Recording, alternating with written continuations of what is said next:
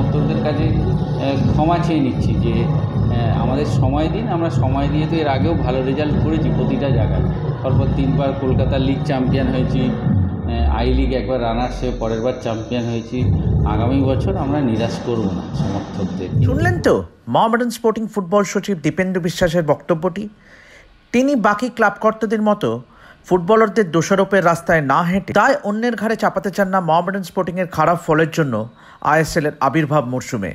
Football সচিব হিসেবে নিজেই সর্বস্ব দায় নিচ্ছেন দীপেন্দু। তার বক্তব্য অনুসারে দলের ব্যর্থতার আসল কারণ অনেকটাই বাস্তব পরিস্থিতির ভিত্তিতে। আইএসএল অনেক বড় টুর্নামেন্ট। আমাদের জার্নিটা অনেক কঠিন জার্নি ছিল। আমরা second division I league, Kolkata league, I league জিতে আমরা আইএসএলে এসেছি। আমাদের তৃতীয় হতে সময় লাগবে। হয়তো সমর্থকদের, আমাদের মতো সমর্থক মোহনবাগান ইস্ট বেঙ্গলেরই আছে, অন্য কোনো টিমের নেই আইএসএল। সেই জায়গায় হয়তো সমর্থকদের একটু খারাপ লাগছে। আমি সমর্থকদের কাছে ক্ষমা চেয়ে নিচ্ছি যে আমাদের সময় দিন। আমরা সময় দিয়ে তো এর আগেও ভালো রেজাল্ট করেছি প্রতিটা জায়গায়। পরপর 3 বার কলকাতা লিগ চ্যাম্পিয়ন হয়েছি, আই লিগ একবার রানার্স হয়ে পরের বার চ্যাম্পিয়ন হয়েছি। আগামী বছর আমরা নিরাশ করব না সমর্থকদের, কিন্তু একটু সময় দিন। কেন মোহামেডান ধরো ভারতবর্ষের যে মেন্স টিমে অনেক দিন পরে এসছে, এখানটায় তৃতীয় হতে সময় লাগবে। আমাদের বুঝতে সময় লেগেছে, অনেক রকম বাধা বা সমস্যার মধ্যে থেকেও আমরা সেই জায়গায় এগিয়েছি। এখন আমরা অনেকটা ঠিক হয়ে গেছি সব দিক দিয়ে। সেখানে এটা আমি সমর্থকদেরকেও বলবো যে আপনারা তো বছরের পর বছর অপেক্ষা করেছেন। 42 বছর পরে কলকাতা লিগ জিতেছে মোহামেডান, সেই অপেক্ষা করেছেন। আপনারা আরেকটু ধৈর্য ধরুন। রবিবার ইস্টবেঙ্গলের বিরুদ্ধে কঠিন লড়াই মেনে নিয়েও দীপেন্দু বলছেন জেতার লক্ষ্যেই তারা মাঠে নামবেন। স্মল ম্যাচ আমরা আমাদের জেতার জন্যে খেলবো। মেয়েরা এবং আমাদের যে অন্যান্য কোচিং স্টাফরা আছে তারা ভালো কাজ করছে। তারা 100% দিয়ে চেষ্টা করছে, ভালো ফলের আশা।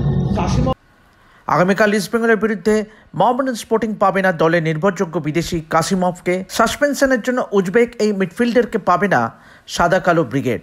কাসিমভের না থাকা নিয়ে কী বলছেন দীপেন্দু, শুনে নিন। কাসিম আমার টিমের একটা মেন মিডফিল্ডার। ও 3টে ম্যাচ বসে যাওয়াটা আমাদের সমস্যা।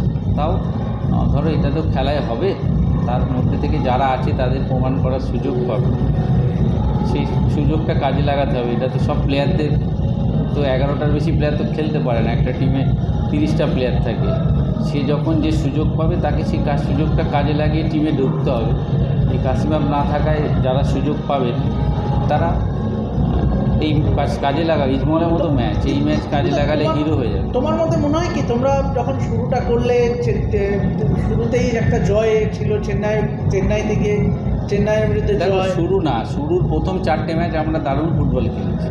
তারপরেও আবার 4টে ম্যাচ ফলে মাঝে আবার একটু খারাপ হয়েছে। কিন্তু এটা হতে পারে, এটা একটা বড় টুর্নামেন্ট। এই জায়গাটা বুঝতেও সময় লাগবে। এটা হয়তো অনেকে আমাদের কথা শুনলে রাগ হতে পারে বা বলবে যে এরকম কেন বলছি, কিন্তু সত্যি কঠিন। কেন আমাদের জার্নিটা তো অনেক কঠিন ছিল। মানে আমরা অনেক লেভেল থেকে এসেছি। আমরা কলকাতা লিগ জিতে ভেবেছি আই লিগের টিম করেছি। আই লিগ তৃতীয় হতে সময় লেগেছে আমাদের। ওই সময় আমরা একটা রানার্স হয়েছি, একটা 8th হয়েছি, তারপরে আই লিগ জিতেছি। এখানেও একটু সময় দিলেও আমরা আশা করব ভালো রেজাল্ট।